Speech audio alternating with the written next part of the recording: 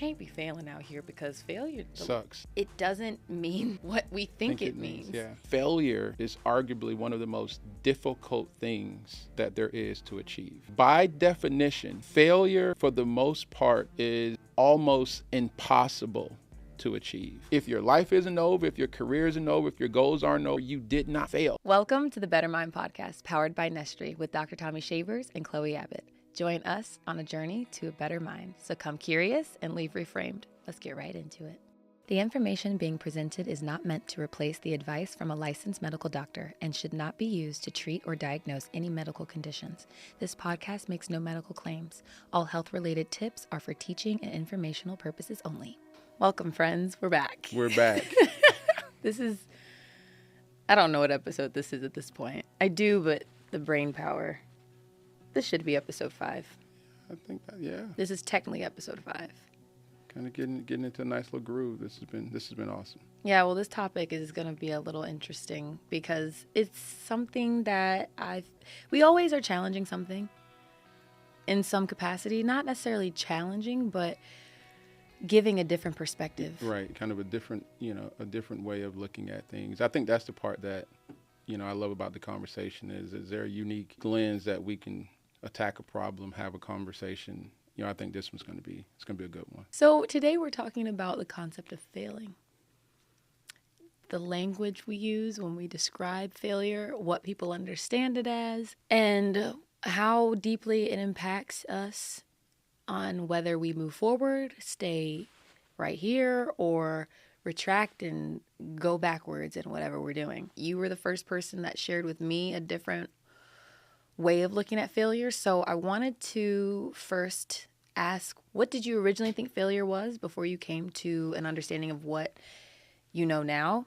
And then what does failure really mean to you? Yeah, I think people have different concepts, definitions, understanding of failure. Typically, what they've been taught about it, and depending on the environment they came up in or experienced it in. For me, it was if you didn't achieve your goals or the expectations of other individuals, often you were looked at as a failure.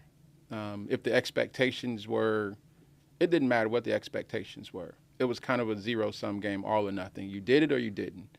You succeeded or you failed.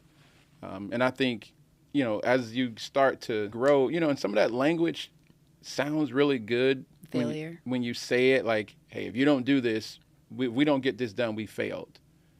It sounds great for TV, but like in real life, people don't understand the impact that can have on how someone processes their lived experience. And so, early on, I came from a mindset in place of like, look, if you didn't succeed, if you didn't win, if you weren't one, you failed. But as you start to live long enough, you start to realize that if that's the case, then that means the majority of people in the world are failing far more than they are succeeding. Because as you start to get older and you start to, whether it's sports, when you start to meet high levels of competition, you start to realize they're pretty good too, right? And you start to get into the workforce and the professional world, you start to experience that there are people who are pretty good at what they do also. And then there are variables that are outside of your control in regards to what you can do to succeed, right? The coaches you get, the resources you have, the opportunities you get. And so you start to understand, like, failure should never be a zero-sum game. It should never be that way. And I think if we learn to process it and understand it the right way, it could change everything for individuals. Yeah. So, and I agree, and that's kind of that's what we're getting into today, to reframe the way people understand what failure is, because the word failure, the language, it has such deep implications. It can mean something different for everyone. Like, the way I always processed failure was more like I disappointed people, or like I didn't live up to what the expectations were for me, which had a deep impact on how I looked at myself, which stopped me from moving forward in so many ways. And so people like loosely say it because, yeah, like it's a dramatic word, or it's like you express the way you feel with a word that matches the deepness of the feeling of letting someone down, or not accomplishing what you set out to accomplish, or not getting the outcome you wanted. But people don't I didn't recognize, people don't recognize the severity of that word and how it doesn't move you forward.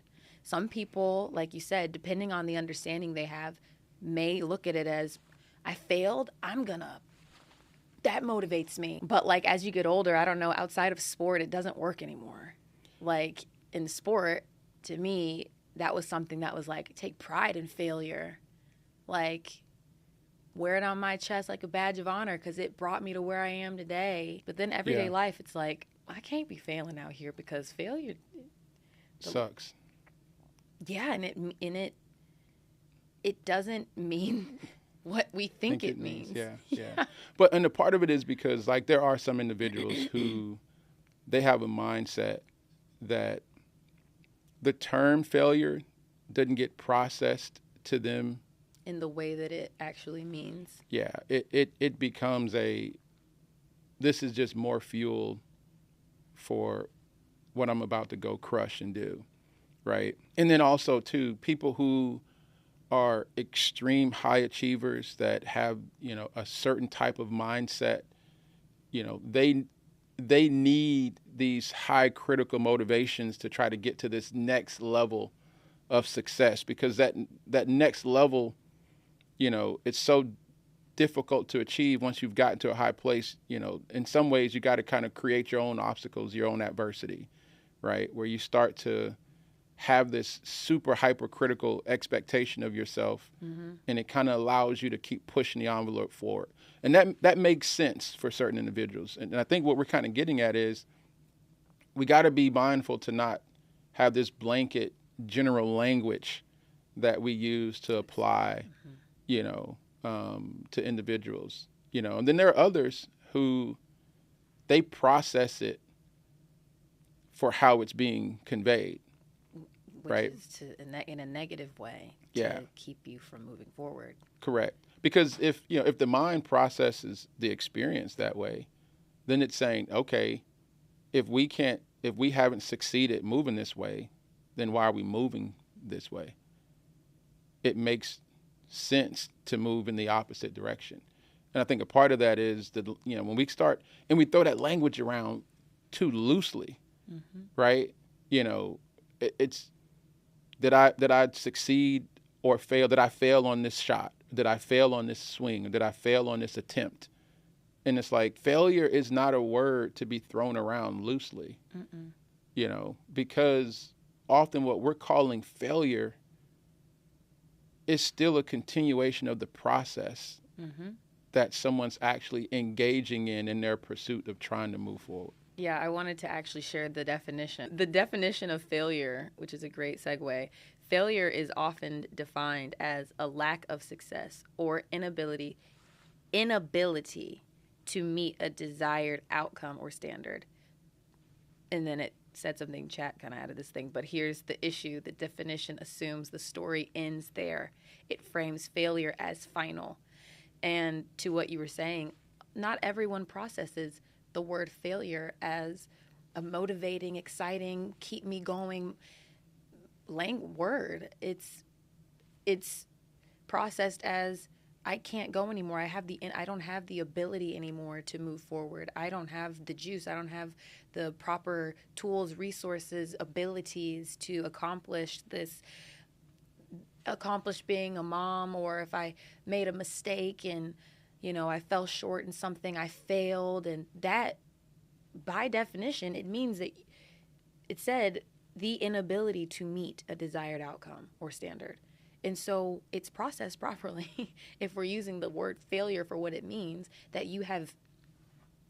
there's finality in it. If you take that with the context of what you just said, right? The definition of failure. The definition of failure, and failure having this fatalistic meaning. If failure is final, right, then that means that failure is arguably one of the most difficult things that there is to achieve. So think about that. we typically look at it in the opposite way. Technically, by definition, if failure is final, right?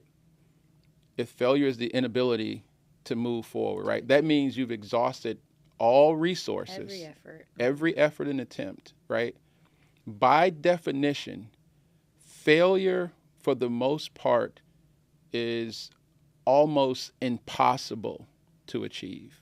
Because that means you died. Because that means you're no longer here. You are dead. Because you no longer have the ability to achieve it. There you go. And so often what we do is we look at failure the wrong way. We put a finality to an immediacy of a situation, and what we're actually creating are quitters.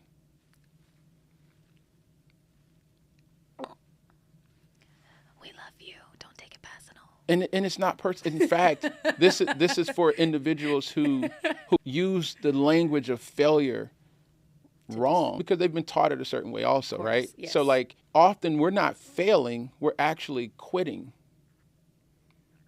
You know, failure is really hard to achieve. Quitting's pretty easy. Failing is very hard to achieve. Quitting is easy. And it's like, why do humans resort to quitting? Because we've given it the language of failure. And so the mind and the brain process it as in some game, a finality. Therefore, why should I provide you with the juice, the motivation to move forward? And so now we've created this concept, that we have individuals that are quickly saying, hey, I failed. It's like you just started, or we try to rebrand it with some language. And I get we try to create some messaging, fail forward, hey, I failed forward. I died forward.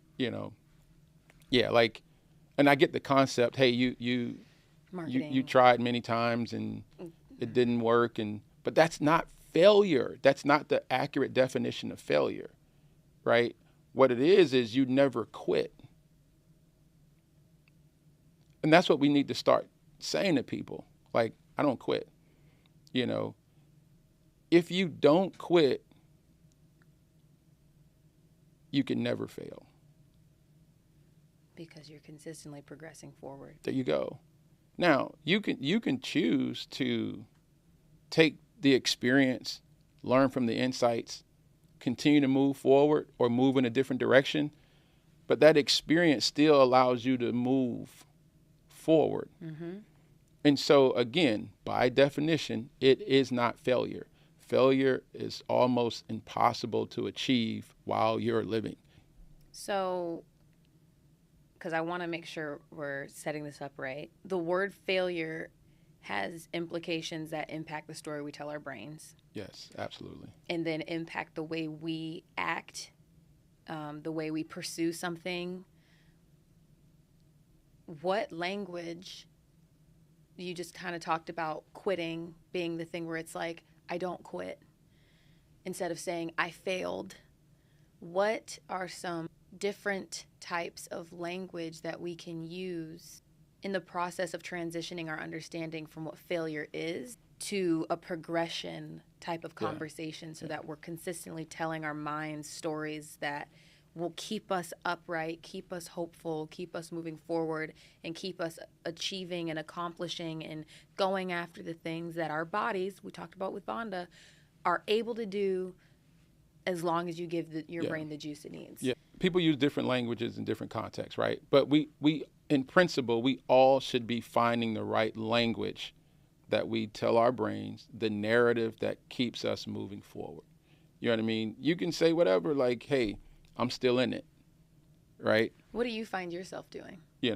Well, I mean, I look at experiences from the fact that I tried and I've learned. You know what I mean? Where, hey, I went at this thing, didn't work the way I wanted it to, but I gained these insights, and here's what I'm going to do with it. Okay. Right? Because I'm still here. This isn't the final page of the book. Book's still being written, right? So your perspective is consistently telling the story to your brain that you are on a constant progression despite the outcome that you may have wanted didn't happen the way that you wanted it to happen or expected it to happen. But you're telling your brain with language that I've learned, I've taken insights and tips from this experience and said, okay, what do I do next time when I go for it again or do it a different way? Absolutely. Think about, your own lived experience, right? There are, pivotal moments in your past that, you can kind of probably go back and trace and like, man, in that moment, I felt like I was failing or I had failed. Now, if you take that moment and look at where you are now, that moment doesn't seem like a failure in the larger context of where you are. And so often, if we create finality type language, we can't see a future forward. No, we're very zoomed in. 100%. On what's happening. Yeah. But like, if you have this idea, like, look, I'm going to put a goal out there. I'm going to go attack it. Right. But what I don't know is, what role this experience is going to play for my next journey or my next adventure. Right. Or my next opportunity. And that's kind of how I look at things, from experiences standpoint. Like, whatever the outcome is for here, it's preparing me for what's next. Right. And if I didn't go through this, I'd be less prepared for what's next. Positive, challenging, adversity, whatever that experience was, it's still preparing me for the next thing I'm going to go attack. So what is it that makes it challenging for humans to lock in on that perspective? Because I know for me, like, this is something that in the last few months I've started to train my brain to look at situations in a way where I'm, one, not zooming in on my perspective and only getting, like, looking at what's happening right now. And two, the profound thing you've said that has really changed the way I speak to myself is your brain is the only entity that believes the story you tell it. Like, that changed so much. This podcast is for me as well as it is for you when I tell you, okay? And so I've been super mindful, and it's not always easy, but it takes the consistent work of consistently being aware of your thoughts. And my question is, why do humans resort to negative self-talk so quickly? Why does this have to be taught? Yeah, I mean, a part of it is, yes, it makes total sense. Think of the kind of the simple learning process. As a former educator myself, right? We talk about the I do, we do, you do process, right? I teach it, we engage in it, you do it. That's the progression of me passing something on to you, right? I show you or I tell you, then we do it together, then you do it, right? Mm-hmm. That's often what happens with us with narratives. Typically, it starts with someone else imparting the narrative on us. And then it's us engaging with that narrative with individuals. And then it's us taking on that narrative ourselves. And so typically when individuals have negative self-talk or negative language, it started typically elsewhere. It started in their environment. It started with someone using that language with them. It started with them hearing that language from someone else. And then they begin to embody that language. Yeah. And then over time it becomes their own self-talk. First it was somebody else's talk that taught it. If that makes sense. Yep. And we still deal with that now. That's why it's so important, viewers, listeners, it's so important to mind your headspace. And what I mean by that is being intentional about protecting the narratives that you allow into your headspace. And it can be from genuine people that you care about. It can be from a teacher, a coach, or, because, if it's received from people that you value, right, you're quick to take it and embody it, right? And that's not always healthy. And so the reason we have to do that, because there's some unlearning that we have to do. And typically that's why if I'm working with someone, like even in our past, I'll start with kind of grounding. Okay, what does this mean? Right? Because typically We just know what we've been told it means, and now there's a rewiring process. Okay, here's a new context. In fact, here's what it means. Now, based off of this new context and fact, how do we rechange your narrative to align with what the truth actually is, right? How can you be a 3-degreed individual who runs a successful company and see yourself as a failure, right? Sounds pretty exhausting. You see that? Like, how can you be a professional athlete, top 1% in your profession of what you do, and struggle with self-doubt that you're not good enough? You really can't. Like, some people, and like we've talked about, some people are just built different, where you're able to compartmentalize and just, or, put certain thoughts aside, and still be able to perform. But then you're getting all the accolades, you're doing the things, you're having success, but like the things that keep you up at night, that keep you ruminating about other things outside of the success in your sport or your job or, being a mom or a parent, it still eats you up. There's no way of running away from the negative self-talk. You may get success somewhere, but then that self-talk is still impacting you in some way on how you process the world and people. Let me ask you this. Does negative self-talk work? The answer is absolutely. Yeah, I was going to answer, gosh dang it. Yes. If negative self-talk works, then what does positive self-talk do? It can sometimes make you feel like you're just trying to manifest a belief for yourself, like trying to just make yourself believe that you are good, you're not worried, you're okay. But that negative self-talk, depending on the person, will scare you into getting right, or like, and that can really, that speaks on how you were, I don't know, raised. But you see the imbalance or the bias towards negative talk versus positive. Yeah. Yeah. And these are the kind of things that we have to change. Negative self-talk works because self-talk works. Because it's you telling the narrative to yourself. Negative self-talk works not because it's negative, it's because it's self-talk. And so you can't give the bias a negative self-talk that you don't give the positive self-talk. It works because it's self-talk. So positive self-talk works. Why not create your own echo chamber of positivity? Why not create your own? My son, we was growing up, we would talk about, this idea that everyone needs their own theme music, right? We see Coach Prime, he comes out, he says, give me my theme music, right? Like, everyone needs their own theme music. What's your echo chamber? Who are the people in your life that are telling you how amazing you are? And it's real. How often are you telling yourself how amazing you are? Your mind isn't going to go, no thanks. It's going to go, oh, we're like that?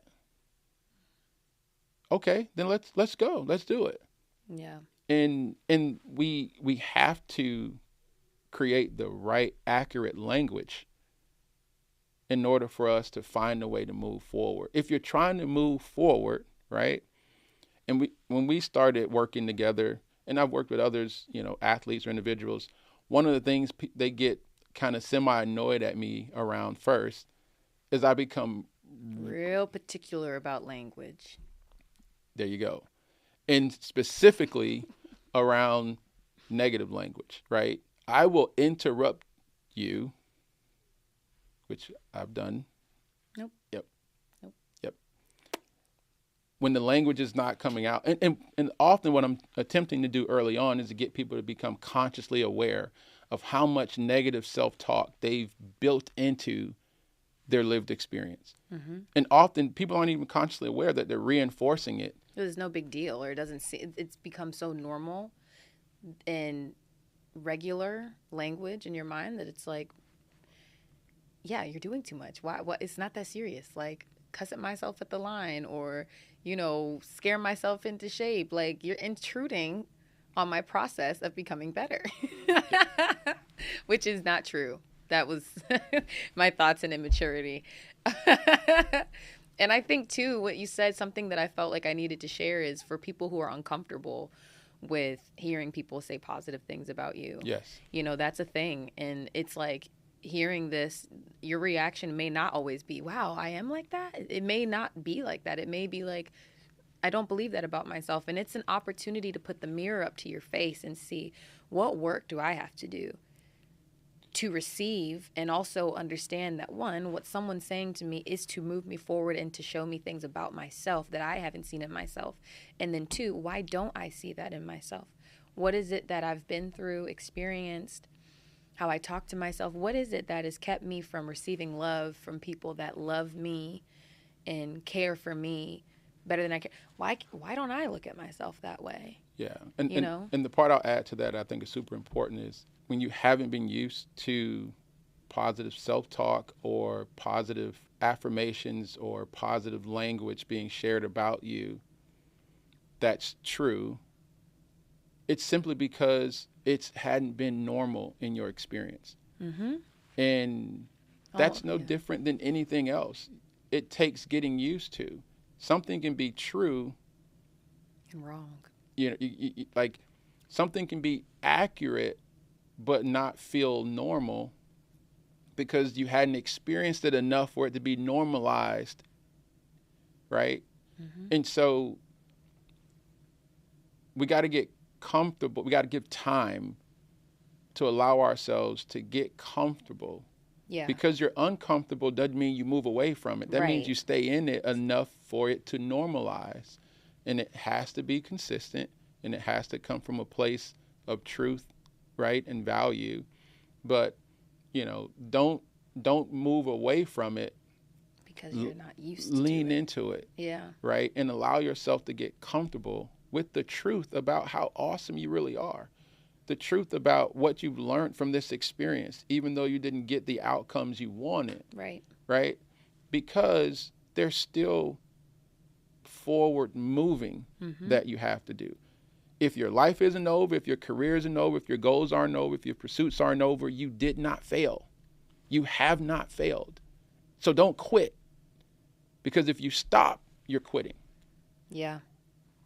Something that I love to say too, and to that is like, if you still have breath in your lungs, if you still are alive and able to pursue the things that, you know, were a challenge before, like, you haven't failed, and you get the opportunity to go again with more insight and more experience moving forward. And there's so much evidence of this in our lived world. What do you mean by evidence? The evidence of what you just said, that if you still have breath in your lungs, if you're still on that journey, Mm-hmm. you haven't failed. Many of our discoveries, from medicines to inventions, the things we have often weren't the first things they were trying to accomplish. Right. But it was that journey that led them to the outcomes. Had they considered it a failure and quit, we wouldn't have some of the world's greatest achievements that we have.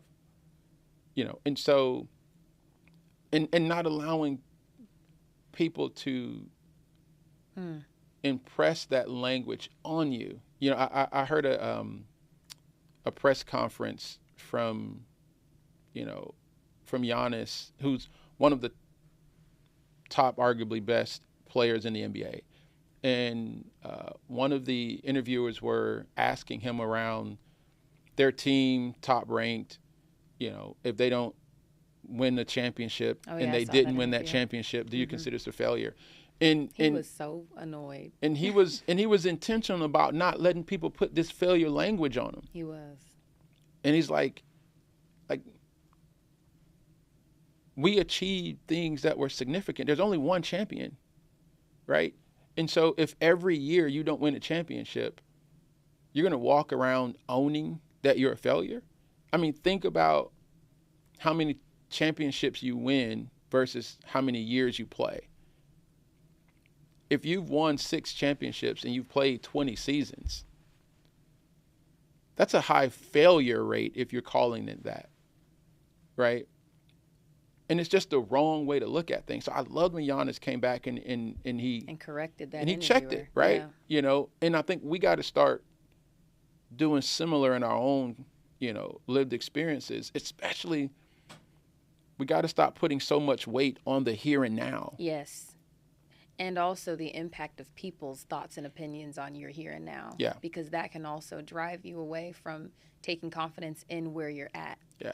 Because I've totally experienced that before. And, I look back at some of the, specifically, honestly, I can speak about The Voice with this. I remember, like, when I was on The Voice, like, picking my song and deciding, like, I wanted to, I let the moment become bigger than what it ever was.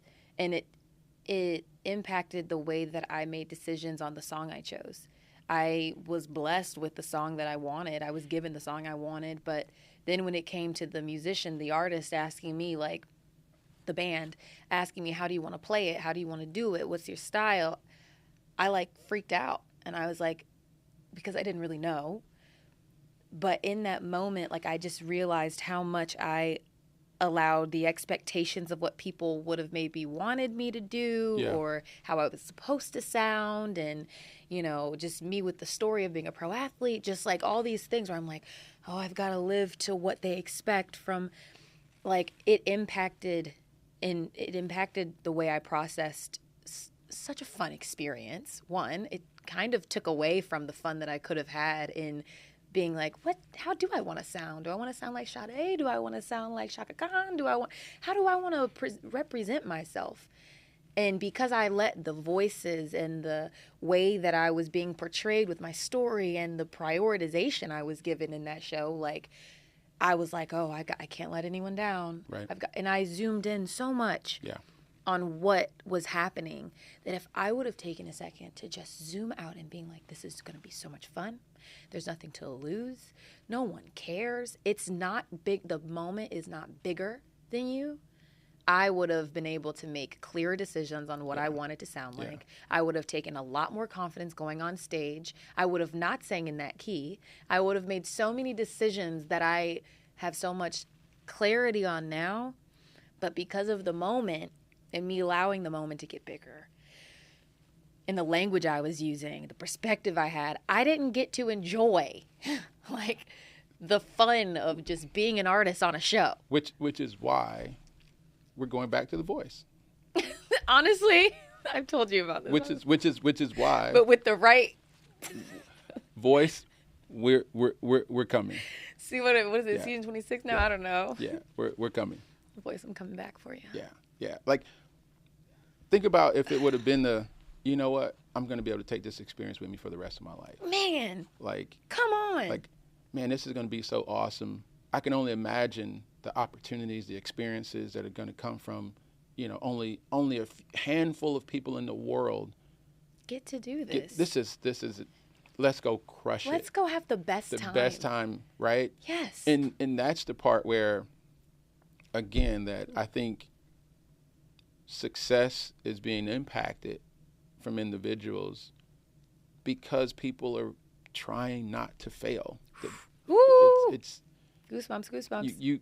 You can't have if you're afraid of failure, again, because of how much has been put on and what it means. What the brain does is actually different than what people think. The brain is going to go, if we're afraid of this, then why are we going that way? Let's not do that. So it literally will begin to impair you or inhibit you from moving forward because you've already determined that this is not a safe, healthy, ideal way to move. And so we have to remove this language, right? Many of the world's greatest coaches played the sport, and they necessarily were the best in the sport. Right? They understood that sport. You know what I mean? And so, like, did they fail at being players?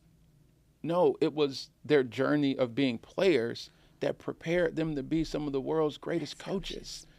And you don't know what your goal is yet, especially if you're on this journey A lot of the times you're just getting your GOAT recipe, and you thinking that it's an in-sum game or zero-sum game. It's not. It's not. You just added another ingredient to your Rolodex of abilities. Your pursuit, and you're coming into your own version of your GOAT status, right? Your goat. Yeah, and so don't quit. Don't quit. You haven't failed. You just aren't finished yet. And if you have that mindset about your life, you're limitless. It makes life the journey it's supposed to be, because every experience is just another ingredient tacking it on to your recipe for success. And so I think that's, when we think about, how we move forward, right? One, we got to create our own right mind space. We got to start normalizing the conversation, and we got to start using the right language, So I'm encouraging any listeners, viewers, if you're in a position of leadership, a position of influence, right? I encourage us to start reframing the language around failure, right? Failure is almost impossible to achieve. Unless you die. Unless you're no longer here. Otherwise, you just aren't finished yet. And all you're doing is adding another ingredient to your success recipe. And you have to have the right language to keep moving forward. As long as you don't quit, you can't fail. Period. I mean, that is so like when you were talking, I just thought about, like, every time on the podcast, there's always a little bit of freedom I feel like I get from just like, okay, I was limiting myself there, or okay, like this concept still hasn't really landed for me yet. But like, and I want to talk about this. I know we don't typically talk about a whole bunch of sciencey things, but neuroplasticity, I want to talk about that. I want to talk about that because I feel like it will, for the ones who are like, oh, it's all self-talk. Let's talk about it. Let's talk about it, because it's so much deeper than just reframing language and, self-talk. It is biologically, correct me if I'm wrong, Dr. Tommy Shavers. Not a medical doctor. We do not make medical claims. Did not play one on TV. Okay. But like, neuroplasticity is the conversation that locks this in to me, because it shows us the power of our minds and how these steps that we have been teaching about and sharing help us build those new pathways to a better mind, a better thought life, and a better way of speaking to ourselves. And it's kind of, you realize how much you've subconsciously, limited yourself because of, and then almost makes you, it puts the mirror up to your face of like, how badly do you want to put in the work to get the freedom in your thought life? Because if you have all this insight, knowledge, wisdom about your mind and how you don't have to think the way that you've been thinking, it puts it in the ball in your court. You got the abilities now. What are you going to do with it? Yeah. The science is proven, the science is established, that our minds and brains are responsive and adaptive, right, to both internal and external stimuli. If you don't believe it, feel free to go Google, search, look up scientific articles. You can just go and search the impact of thoughts on the brain, or negative thoughts on the brain, or positive self-talk on the brain. Mm-hmm. Someone has did some science research that will show you that, hey, this is a real thing. This is a real thing. Right? This is a real thing. And if you need that, right? Because there's everyone out there. If you need it. If you need it, it's there. The truth is, we are plastic, malleable, dynamic as human beings. We have the ability to grow, right? We have the ability to regress, right? We have the ability to get better. We have the ability to get worse. Mm-hmm. And if we understood that, This isn't just like fluffy language. It's how humans work. And if we're more intentional about being more human, then we'll see that, no, this is real applied truth that, and we know it intuitively. We know it in experiences. We know where those moments where individuals that we value or things that have been said about us, right, how it impacts us, or things that have been said to us, how they impact us. So we know. What we got to start doing, though, is getting excited about the idea that, oh, well, if this negative thing worked, it was because it works. Well, then I'm just going to flip the script. I have the ability, the freedom, the capacity, the human capability to reframe my own experience, to stop seeing my experiences, past experiences, as failures, and to go find the ingredients out of them. What did I learn? What did I take from it? What did I learn? Yes. Right? Yes. Yes. And when we do that, it's preparing us to be more and more successful as we move forward. And so I encourage the listeners and viewers, absolutely do your homework. Do a deeper dive. Yeah. There's some incredible experts that are talking about the space. I encourage you to find them. You have, better mind, but but we get it if you need some extra support. Yeah, I mean, we get it. We want to create, an experience that allows people to change this conversation, right? And it's going to take more than us. We love you. Come to us. We'll help reframe you. We'll start the process. Yeah, we'll do it. Yeah. But. Oh yeah. Don't forget Nestry. Yeah, these are these are the conversations that we all need to be having. Right. That we want you to take this conversation, to the boardroom, to the executive room, to the conversation with your children, at your work, on your team. Start understanding that no, it's not fluffy, it's not fake, it's proven. Language matters, and we have to reframe the language around failure because it's been wrong. And that's okay. We learn once we get more information, more insight. Right. And now we go, hey, I thought it was like this. Man, I just got freedom. I haven't been failing. Look at where I'm at. Look at the knowledge I've gained. Look at the experiences I've gotten. Yeah. Zoom out. Yeah. Yeah. And reframe it. See it for the perspective, for the truth that it is, and allow that to help move you forward. This was fantastic. We could definitely go on for a little bit more about this. There's once again, the running joke, I put together questions. I put together frameworks. I always prepare to be on top of staying there. I got through 3 questions, and there were. I'm proud. That's great. I'm proud of you. Well, that's, I mean, but we did hit. You did not fail. You've learned. You've learned some valuable insight. I have that. I will not make any more questions. Insight moving forward. The things I've learned from today is just vibe. Show up in vibe. But the framework actually allows us to have a great conversation. No, it does. It's good. I could not. I would feel very stressed out if I showed up and did not. I would not feel good about myself. And you went after it. Your goal was, I'm 100% going to lock this thing in. I literally said, I 100% can do it. And internally, my goal was 100%. I'm not going to allow you to succeed. That was not your goal. That was not my goal. That was not my goal. That was not my goal. That was not my goal. But this has been. I mean, this is a conversation that I think everyone should come back to. Yes. Just to be able to reinforce, right? Because it's a timeless conversation. It's a timeless conversation. Yeah. And that's kind of where we'll end for now, just because, so much has been given that is really like, you do have to come back. You have to feed on it. You have to like let it take root. Our podcast is set up to, in the beginning, we always talk about come curious, leave reframed. And that takes time. That's a process. That's a journey. Yeah.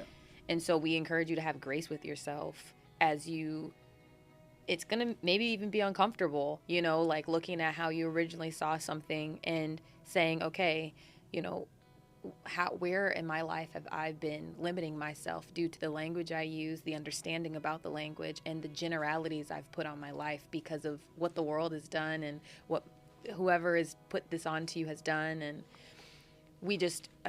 I want to leave you guys with this is,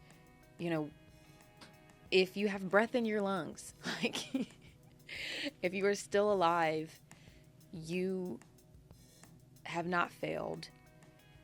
Don't quit, as Tommy so profoundly said, and